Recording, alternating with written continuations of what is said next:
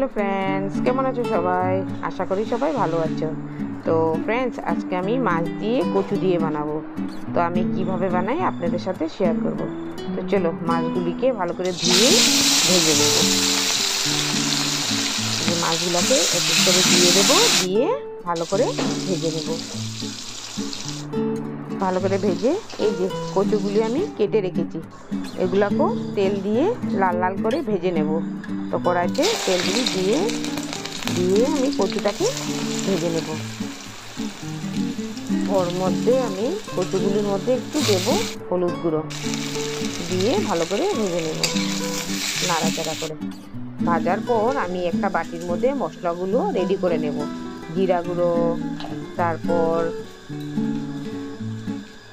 দেব লঙ্কা গুঁড়ো দেব, তারপর দেব হলুদ গুঁড়ো, দিয়ে ভালো করে মিলিয়ে এর মধ্যে আমি একটু জল দিয়ে এটাকে একটা পেস্ট রেডি করে নেব।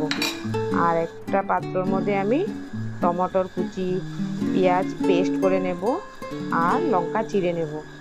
ওগুলো রেডি করে নিয়েছি এই যে। তো কড়াইয়ের মধ্যে আমি তেল দিয়ে দিলাম। তেল দেওয়ার পর এর মধ্যে আমি দেব গোটা জিরেটা দেওয়ার পর একটু লাল লাল হবে। লাল লাল হওয়ার পর ওর মধ্যে দিয়ে দেব পেস্ট করা পেঁয়াজটা দিয়ে ভালো করে নাড়াচাড়া করে একটু রং আসবে। তারপর দিয়ে দেব ওর মধ্যে পেস্ট করে রাখা মশলাগুলো, দিয়ে ভালো করে নাড়িয়ে নেব। ভালো করে নাড়াচাড়া করে যখন মশলাটা ভালো করে ভাজা হয়ে যাবে ওর মধ্যে দিয়ে দেব কেটে রাখা টমেটো আর লঙ্কাগুলো, দিয়ে নাড়াচাড়া করে নেব ভালো করে। তারপর দেব নুন দিয়ে ভালো করে নাড়িয়ে দিয়ে দেব ভেজে রাখা